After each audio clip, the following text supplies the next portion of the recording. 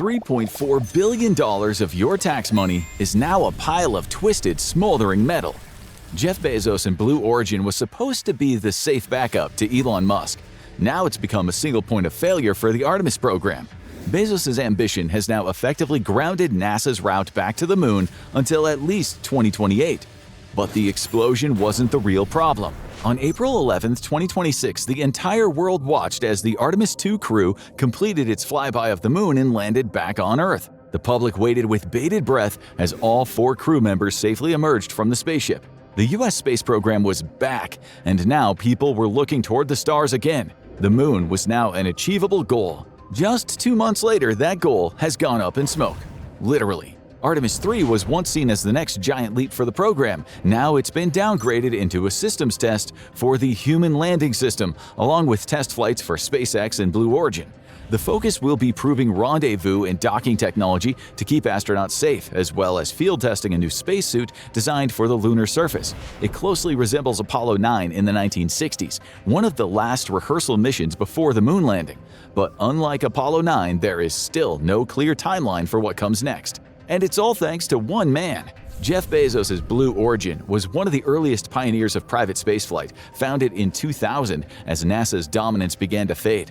Bezos saw an opportunity and positioned it for the next era of space travel, though the company had very little activity for the first 5 years. But in 2006, it launched its first test vehicle from its Texas launch site, which reached a height of 285 feet. Blue Origin became mostly known for space tourism, offering suborbital flights to celebrities and businessmen for hefty ticket prices. Detractors joked that that wasn't spaceflight, it was a glorified amusement park drop tower.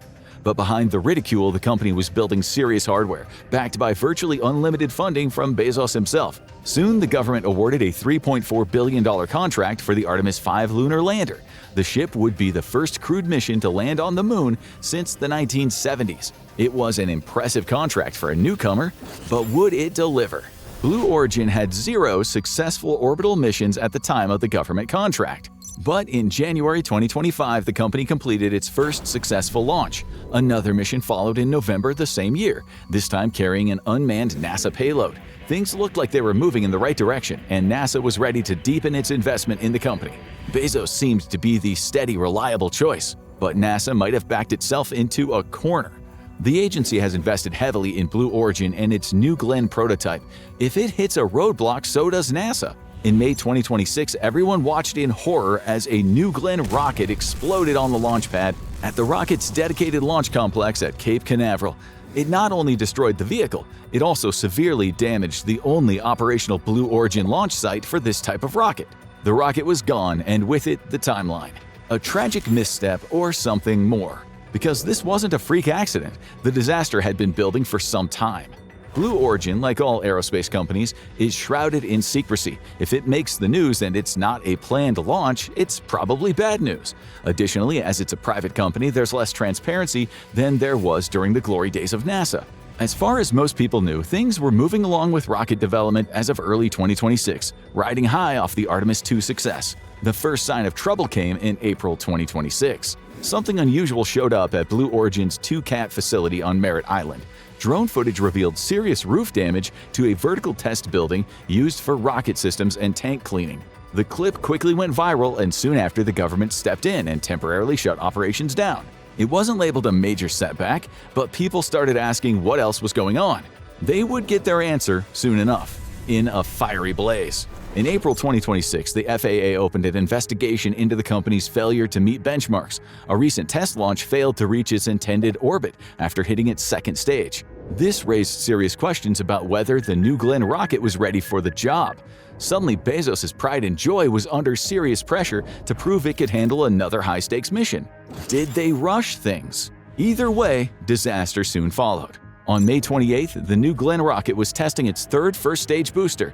The static fire test was one of many launch reliability tests designed to put the rocket under the kind of extreme pressure it'll feel at launch.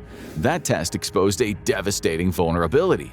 The booster exploded, creating what was said to be the most powerful rocket explosion since a Soviet N-1 rocket blew up in 1969. This not only took out the booster, it totaled the rocket, destroying the first stage and creating a chain reaction that destroyed stage 2. It took the platform with it. The explosion was so powerful that it ripped through Launch Complex 36, the dedicated Blue Origin launch base for New Glenn. Thanks to fast action, no one on the ground was injured or killed, but it was a massive setback for the rocket. Maybe to the space program as a whole. NASA had viewed the company as a reliable partner, but more people are starting to speculate that Blue Origin might essentially be a shell game, overpromising and under-delivering. This didn't just qualify as a rocket failure, it destroyed the infrastructure needed to launch future rockets. Suddenly, the entire schedule of launches was thrown off, and the fingers were all pointing directly toward Jeff Bezos. The company had always claimed to work off a principle of slow, methodical engineering, double and triple checking every step, but now it looked like the slow was accurate, but the methodical, not so much. The string of recent hardware failures indicated a sloppy process of testing that let major structural issues slip through undetected. And SpaceX might have the edge by failing faster. There are countless stories and headlines about SpaceX rockets, and that's because Elon Musk's company works off a reckless-sounding approach nicknamed "fail fast." It builds prototypes and tests them with launches far sooner than they're ready. Most of these don't even make it into orbit, but the company learns from the failure and rebuilds stronger and faster. These disasters make for bad PR for the company, but it's actually planning to fail rather than failing to plan. Blue Origin, meanwhile, works harder to maintain its public image, so when it fails hard. And if the rockets are failing this late in the game, what else is the company hiding? At the heart of the Blue Origin program is the BE-4 engine, also known as Blue Engine 4. This proprietary engine is a liquid rocket model that uses liquefied methane fuel and a staged combustion cycle to create one of the most powerful launches available. It was originally designed specifically for Blue Origin's New Glenn rocket. But during testing, it performed well enough that in 2014 it was also selected by United Launch Alliance for its own next-gen program.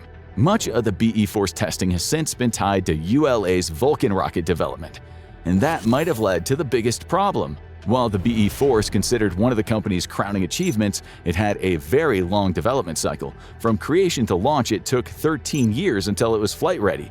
By comparison, SpaceX's Raptor engine only took 7 years to take to the stars. It's all part of Blue Origin's modus operandi.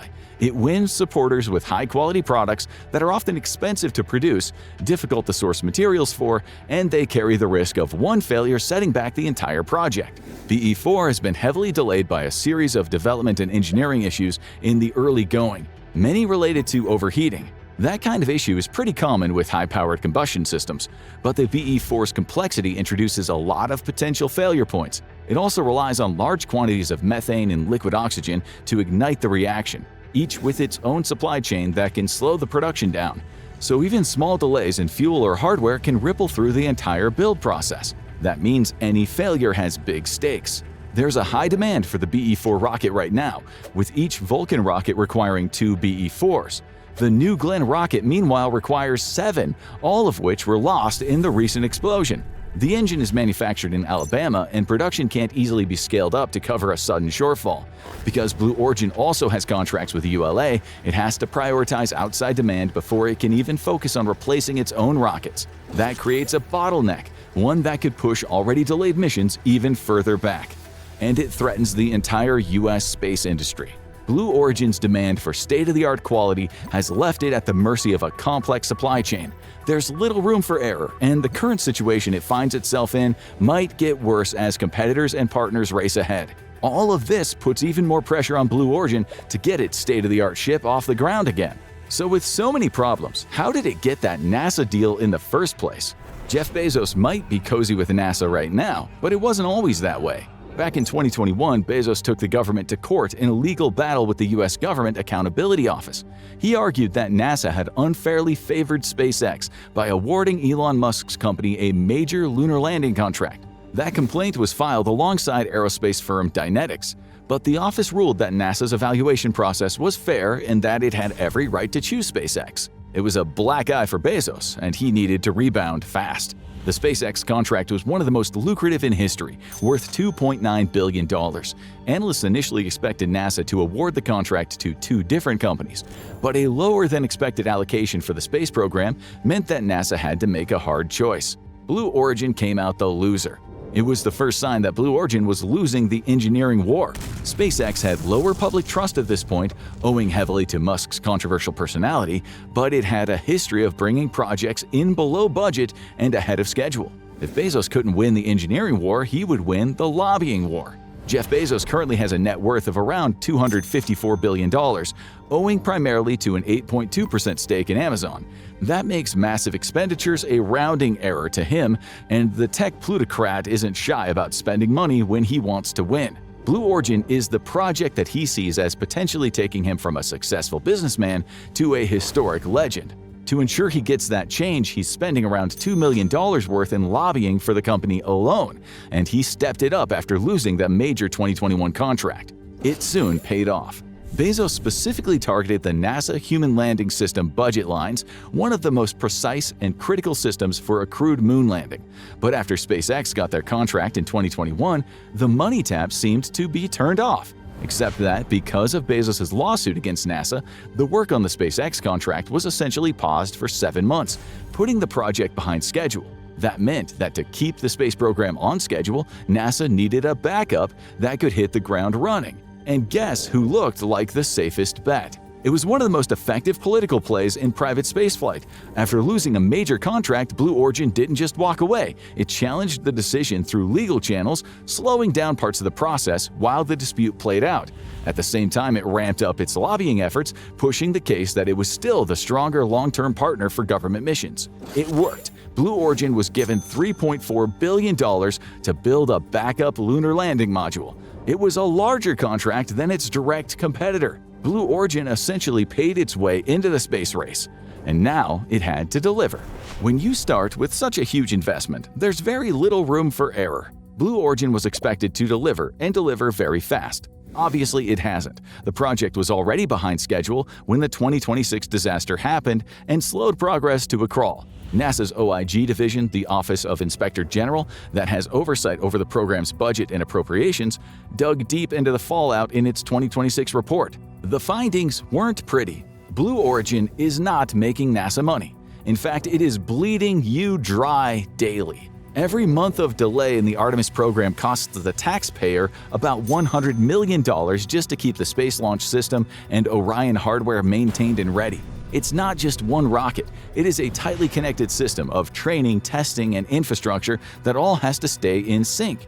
If one part stalls, the whole thing keeps running in the background, burning money the entire time. And it all starts with the launch system, the exact junction where everything is going wrong for Blue Origin. Can it rebound, or will Elon Musk win the space race? SpaceX might have more failures, but Blue Origins are seen as more disastrous. Right now, the future of Blue Origin's reputation will heavily depend on how quickly the company can get back up and running. For the federal government, a few $100 million isn't a major problem. But if the delays drag on without Blue Origin showing the progress they're looking for, patience may run thin. So how did it all go so wrong? How did a company with unlimited money, a massive workforce, and a history of innovation go sideways? Amazon became the powerhouse it is today by building a better mousetrap.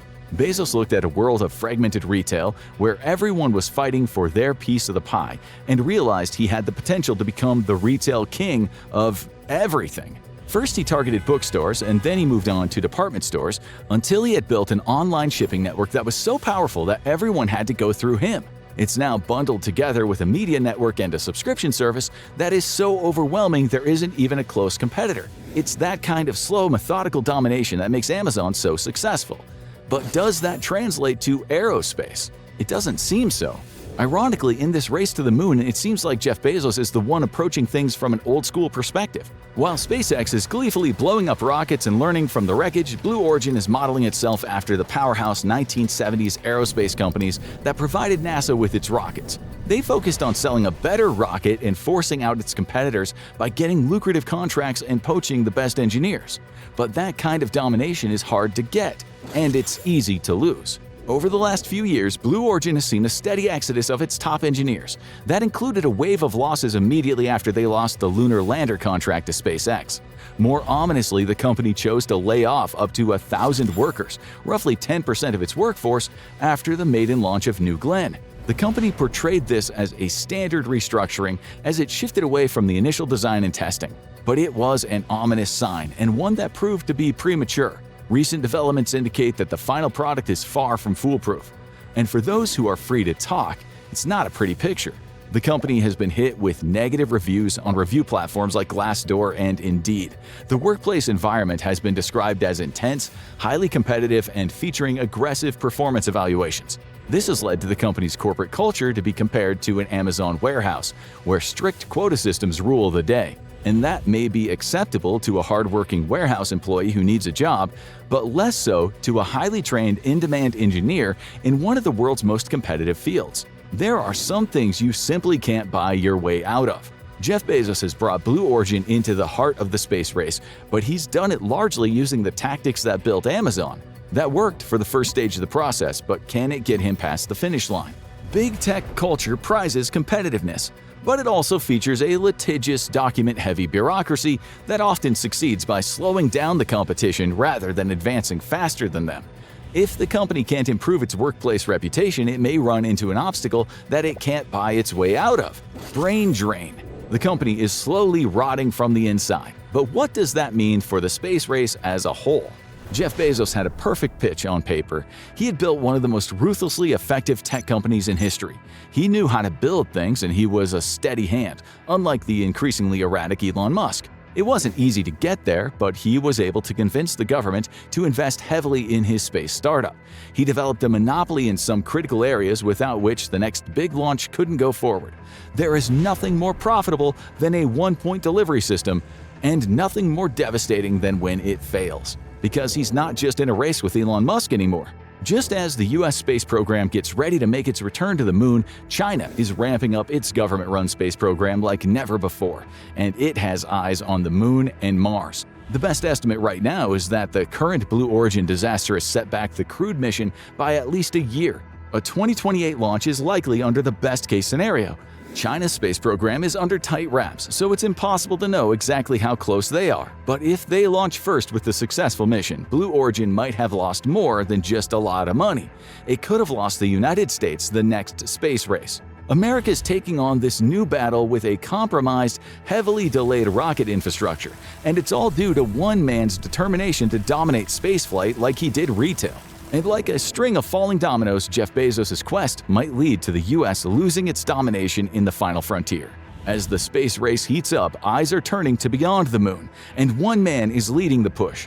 But is Elon Musk doing it for all of humanity? Find out in Is SpaceX creating a world for only the richest people? Or watch this video.